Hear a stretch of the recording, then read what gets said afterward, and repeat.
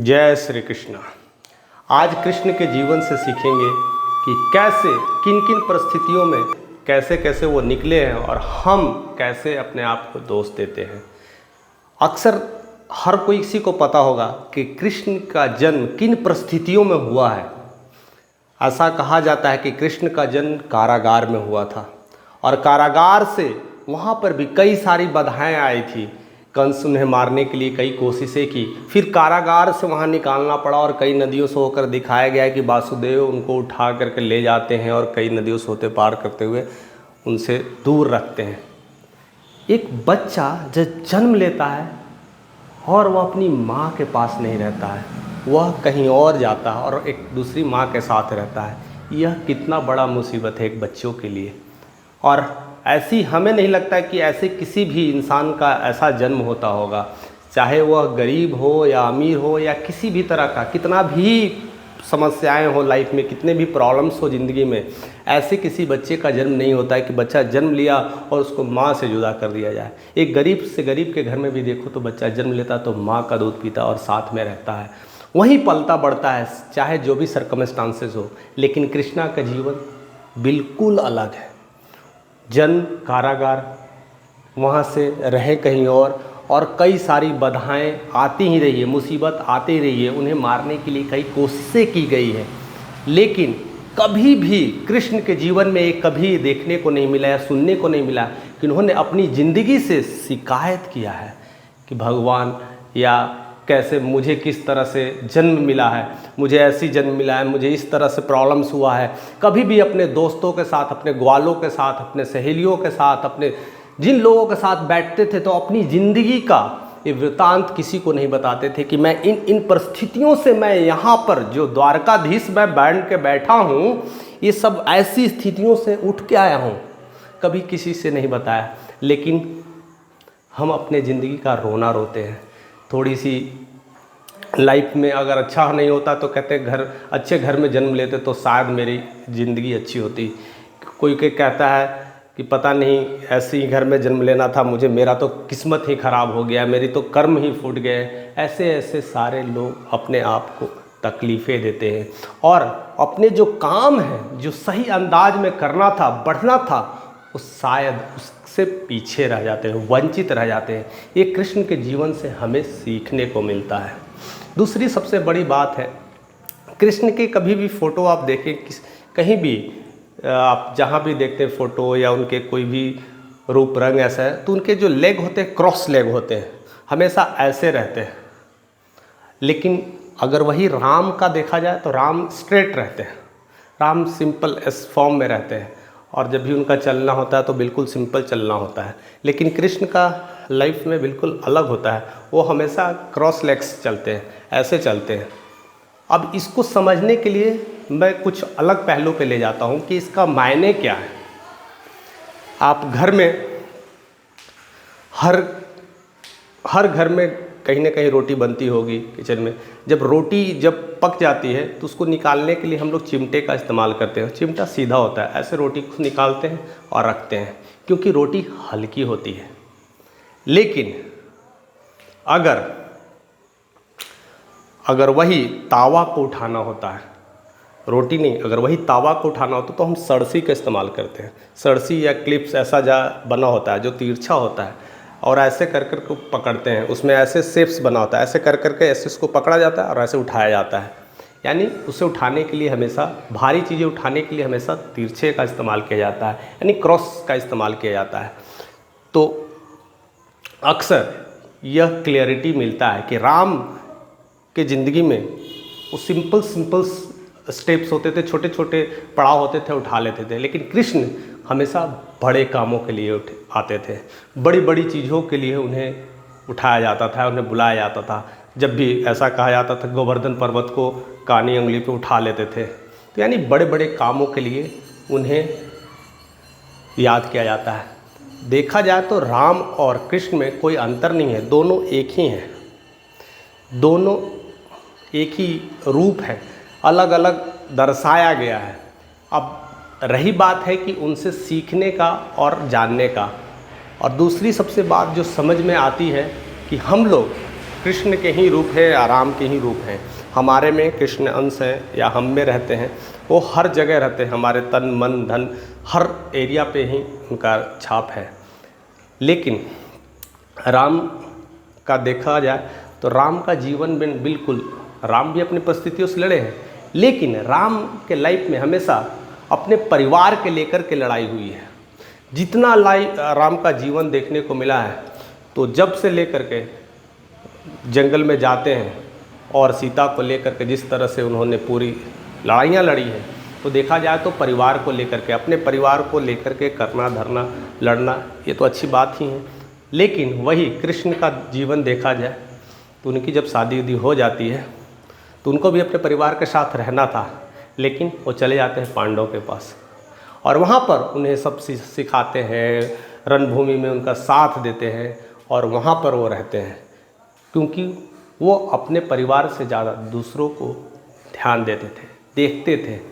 तो हमेशा कृष्ण के जीवन से अगर सीखा जाए तो ये चीज़ सीखना चाहिए कि दूसरों की मदद करना, दूसरों की आप मदद करते हो तो अपने आप बड़े हो जाते हो। आप अपने लिए करना तो ज़रूरी है, हमेशा करें, हमेशा आगे बढ़ने की कोशिश करें। या आप लाइफ में Monday to Friday, Monday to Saturday किसी किसी का ऑफिस होता है, कोई काम करता है या कोई बिजनेस करता है, तो हफ्ते में 6 डेज़ अपने आप के लिए दिए। लेकिन किसी एक दिन अगर होता है तो आप किसी समाज के लिए, किसी शिविर में जा कर के या किसी तरह से आप उन्हें सपोर्ट कर सकते हैं, उन्हें सहयोग कर सकते हैं। इंसान खुद तो खाता ही है, लेकिन जिस दिन दूसरों को खिलाने लगे तो उसके अंदर एक अलग सी भावना आती है, एक अलग सी फीलिंग आती है। वो सिर्फ़ और सिर्फ खिलाने वाला को ही पता चलता है। किसी दूसरे इंसान को अगर पता चलने लगे तो उसमें डिफरेंस कैसे आएगा। आप एक बार खिला के देखिए, किसी को मदद करके देखिए, आपके अंदर से एक अलग सी खुशी मिलेगी, एक अलग सा पहचान आएगा। वो चीज़ हमेशा सीखना चाहिए। ये हमेशा कृष्ण के लाइफ से हमेशा देखने को मिलता है। ऐसा नहीं था कि कृष्ण जी माखन चुराते थे और खुद ही लेकर के सब खा जाते थे, अपने दोस्तों के साथ बांटते थे और खाते थे और इन्जॉय करते थे। तो ऐसी इनकी ज़िंदगी रही है। और सबसे बड़ी बात है कि कृष्ण के जीवन से सीखने को मिलता है, कहा जाता है कि राम शायद त्रेता युग में जन्म लिए थे ना, राम त्रेता युग में जन्म लिए थे और कृष्ण द्वापर युग में जन्म लिए थे। दोनों का युग अलग अलग है। तो राम के बारे में स्टडीज़ करिएगा तो आपको पता चलेगा कि राम जब त्रेता युग में जन्म लिए थे, उन्होंने 12 कलाओं को सीख करके आए थे। जैसी जैसी ज़रूरत होती थी उसके हिसाब से वो डेवलप करते थे, वैसी वैसी चीज़ें लाते थे, यानी अपने अंदर वो सारी कलाओं को यूज करते थे। शायद मुझे लगता है कि त्रेता युग में उतना ही कलाएँ काफ़ी थी, क्योंकि राम और कृष्ण में अंतर तो है नहीं, दोनों तो एक ही हैं। लेकिन उस समय उस युग के अनुसार उतना कला काफ़ी था कि लोगों को हम अच्छे से समझ सके, लोगों से अच्छे से बात कर सके, लोगों से अच्छे से प्रेम बना सके, और जिसको जहाँ दंड देना है उतनी सारी कलाओं में दंडित कर सके। लेकिन जैसे ही द्वापर युग आता है तो कृष्ण के बारे में आप पढ़ेंगे तो ऐसा कहा जाता है कृष्ण ने 16 कलाओं से सीख करके आए थे या 16 कलाओं लेकर के आए थे लाइफ में, क्योंकि उस समय उनकी ज़रूरतें ज़्यादा थी। शायद बहुत बड़े बड़े युद्ध करने थे, बहुत बड़ी बड़ी शक्तियों का प्रदर्शन करना था और चीज़ों को दिखाना था। लेकिन हम लोग ये चीज़ भूलते जा रहे हैं। हम लोग बस जो चीज़ जितना है उतना ही को मान करके और आगे बढ़ रहे हैं। क्या हमें अपनी कलाओं को सीखने की ज़रूरत है कि नहीं? अपने आप को निखारने की ज़रूरत है कि नहीं? क्योंकि जब तक हम अपनी कलाओं को निखारेंगे नहीं सीखेंगे और नहीं आगे बढ़ेंगे, तो हम कैसे किसी को अच्छा गाइडेंस कर सकते हैं? तो आज तो कलयुग आ गया है। आज तो लगता है हमें 10 और 12 कलाओं के नहीं, उससे ज़्यादा कलाओं की ज़रूरत है, क्योंकि आज हर इंसान को सोचने का तरीका अलग है, हर इंसान को समझने का तरीका अलग है, हर इंसान को सीखने का तरीका अलग है। और आप चाहते हैं कि मैं सबको एक तरह से सिखा दूं और बच्चा सीख जाएगा और लाइफ में आगे बढ़ेगा, तो आप गलत सोच रहे हैं। क्योंकि आज वो समय बदल गया है, हर इंडिविजुअल की ज़रूरतें अलग अलग हो गई है। तो हमें अपने नॉलेज को अपग्रेड करने की ज़रूरत है कि इस इंसान को कैसे सिखाना है, इस इंसान को लाइफ में कैसे आगे बढ़ाना है। तो हमें अपने आप को अपग्रेड करना चाहिए। इसलिए हमें सेमिनारों में जाना चाहिए, वैसे वैसे जहाँ जहाँ सम्मेलन हो रहे हैं, जहाँ पर हमें ज्ञान की बातें हो रही है, वैसे जगह से ज्ञान लेते रहना चाहिए। आज हमें कई कलाओं की ज़रूरत है, ना कि 12 और 16 कलाओं से काम चलेंगे। आज हमें शायद 20 कलाएँ भी कम पड़ जाएगी, क्योंकि अपनी पत्नी को समझाना है तो आपकी कोई और कला लगेगी, अपने पिता को समझाना है कोई और कला की ज़रूरत है, अपने बच्चों को समझाना है कोई और कला की ज़रूरत है। तो इसलिए आज के डेट में आपको मल्टी टैलेंटेड होना ही चाहिए। अगर नहीं हो पाते हैं तो आप धीरे धीरे पिछड़ते चले जाते हैं और वही आकर के आप कहते हैं अब मुझसे कुछ नहीं हो सकता है।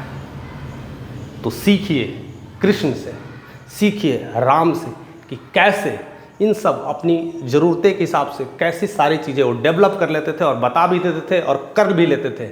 जैसी जैसी ज़रूरतें होती थी वो करते थे। लेकिन हम लोग शायद कला को समझने की कोशिश नहीं कर रहे हैं या उसे सीख नहीं पा रहे हैं, और नहीं सीखने की वजह से हमारी हालत ऐसी हो गई है कि हम दर दर भटक रहे हैं। आज के इस युग में लोग को खाने के वांदे पड़ गए हैं। कई लोग देखने को मिलता है रोड पे कटोरा लेकर के भीख मांगते हैं। क्या वो मेहनत नहीं कर सकते हैं? क्या वो अपनी कला को डेवलप नहीं कर सकते हैं? क्या वो अपनी स्किल्स को डेवलप नहीं कर सकते? अगर ये सब करने लगे तो शायद यह कटोरा उनको किसी के सामने फैलाने की ज़रूरत नहीं है, उन्हें बस देने की ज़रूरत है। जिस दिन आप देने लगे आप उस दिन बड़े बन जाते हैं, उस दिन कृष्ण के रूप में आप खड़े हो जाते हैं। तो कृष्ण के जीवन से ऐसे बहुत सारी चीज़ें हम बताते रहेंगे और सिखाते रहेंगे। हम अगले अध्याय में कुछ और लेकर के आएंगे कि कृष्ण से और क्या क्या नई नई चीज़ें सीखा जा सकता है, और राम और कृष्ण में क्या प्रारूप है, क्या डिफ्रेंशिएट है, और साथ साथ भगवत गीता में कृष्ण का किस तरह से रोल रहा है, वो सारी चीज़ों का हम अवलोकन करेंगे। तो हमारे साथ ऐसे ही बने रहिए और लोगों तक ये बातें पहुंचाइए, शेयर करिए, और हमारे साथ यूं ही बने रहने के लिए आपका तहे दिल से शुक्रिया। जय श्री कृष्ण।